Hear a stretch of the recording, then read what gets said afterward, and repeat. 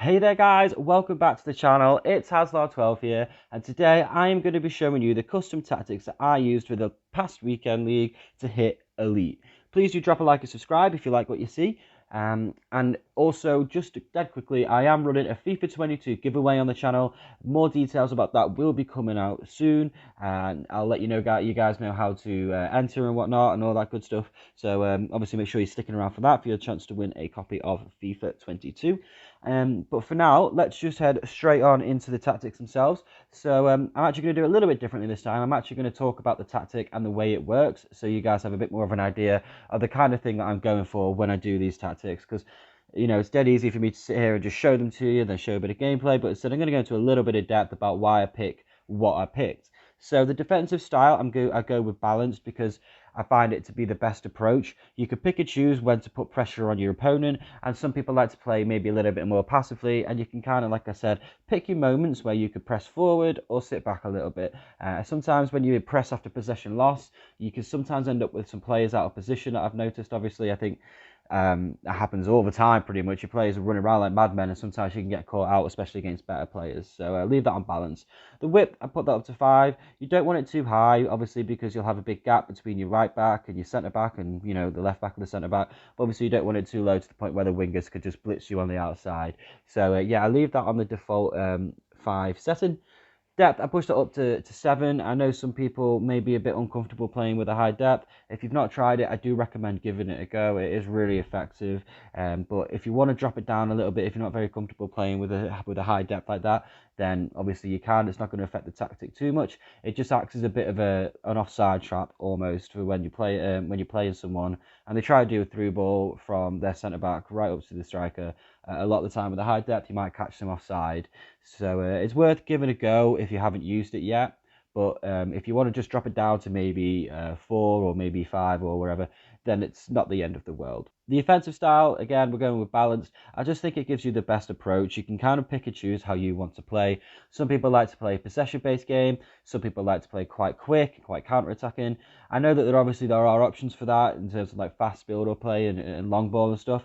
But sometimes you can find that with the instructions, they kind of counteract each other a little bit. So I kind of think balance is the best way, because if you have possession and you've got a striker or getting behind, you'll often find that they aren't getting in behind because they're trying to show for the ball a little bit.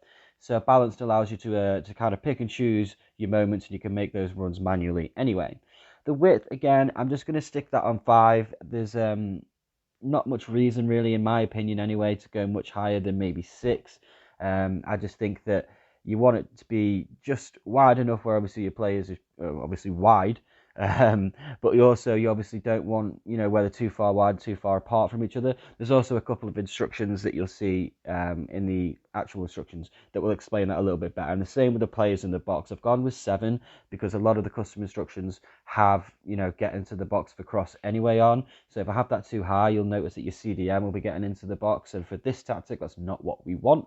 So yeah, I just leave that on 7, and then the corners, I just pop that up to 3, and the free kicks up to 2. It's not very often that you're scoring from crosses from free kicks, so I don't see the point of putting loads of players forward. However, corners, a bit more likely to score, so I have a few more in the box for that. Moving on then to the actual formation itself, it's going to be the 4-1-2-1-2, the wide version that is, not the narrow one.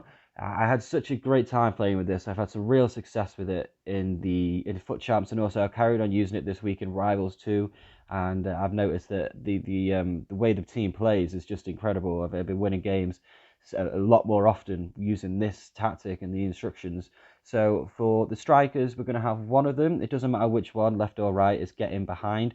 The reason that I have Harry Kane is getting behind is because Messi is that little bit better at passing than Harry Kane, and Harry Kane is also a bit more physical.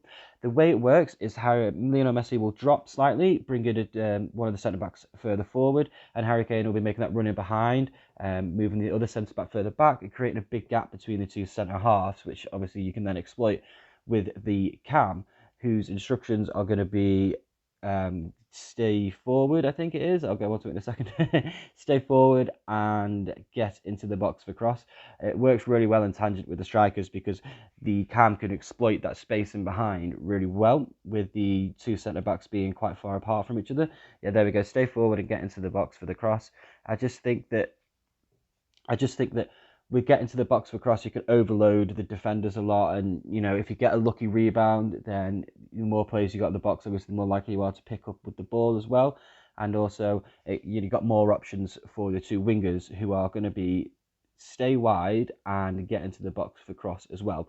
So this is why I didn't want the width too high, because I'm already going to have my wingers on stay wide anyway, and then get into the box for cross. I want both of them coming in at the back post late on, and making a late run into the box for when the other one has the ball. And also, it's going to work really well with the fullbacks, which we'll go on to in a moment, because I've changed ever so slightly what I do with my fullbacks, and it's worked a treat. But the two wingers, yes, staying wide works really well. It stretches your opponent, and also it allows you to have a few more options going forward, because sometimes I noticed that the wingers would sit a little bit inside too much, and it'd be quite hard to get the ball to them. Now, the CDM is going to be pretty basic. It's pretty much what I think everybody uses. Cut passing lane, stay back while attacking, cover centre. He's just going to be there to try and soak up any kind of counter-attacks. This is why I didn't want the players in the box to be too high, because I didn't want him making any runs into the box. I want him sitting back, just 10, 15 yards just off the box, soaking up any pressure, whether he can win the ball back or whether he can just stop a counter-attack, or delay it almost, if you like, for other players to come back and give him a hand. So yeah, that's just going to be his job there. I think pretty much everyone uses these same instructions on their CDMs, so it's nothing special. But yeah, here are the fullbacks, and like I said, I have changed it slightly. It's going to be during the attack, but they're going to be making inverted runs rather than overlap. The reason for that is because we have our wingers on stay wide, and the important thing is if you had both of them on overlap, and I've done this before, and I've noticed that it can become a little bit of a mess. You can have too many players in one place. So when you make inverted runs, it's dead good, because you've got your wingers out wide, but then you've also got your fullbacks making runs inwards, like towards the box almost, and that you'll be surprised about how well it works at penetrating defenses. So yeah, it's definitely worth giving a go, and I do think at the moment playing with this tactic, it is stronger than using the overlap. But yeah, guys, they are the instructions and the tactics. I'm going to jump into some gameplay now so you guys can see how it works. So then, guys, into the gameplay itself. I'm not going to go into massive amounts of depth analysing it. It's just going to be quite quick, to be honest with you. The first guy that we play in this game actually rage quits, so there's not an awful lot to show you guys. The important thing to get from it is that obviously that you can see it, and you can see how the tactic works. You can see defensively it's pretty solid. You'll see from the stats at the end of the game that we managed to, hold our own against these opponents and play, a lot better than them.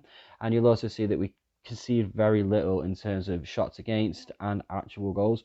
There is a goal that we do concede in this gameplay. Obviously, you will concede goals.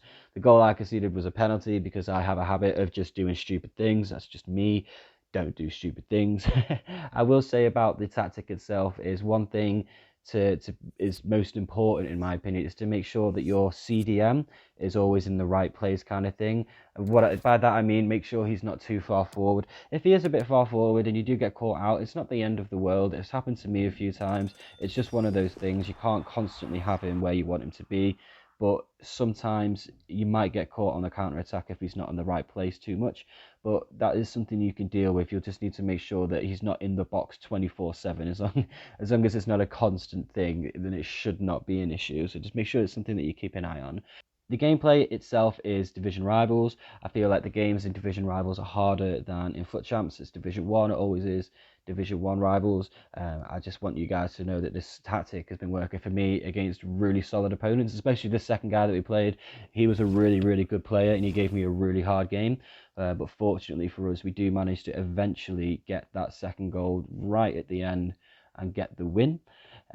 So yeah, the video is going to come to an end now, guys. I do really appreciate you guys watching. I appreciate all the support I've been getting on the channel recently. It's absolutely crazy. I've been getting some really nice comments and quite a lot of new subscribers. So thank you ever so much for everyone who's been watching and supporting. It really, really does mean a lot to me. Like I said, there's going to be a giveaway of FIFA 22, so make sure you stick around, subscribe, and you can see how you can get involved with that. But for now, I am going to let you guys go, and I will catch you all next time.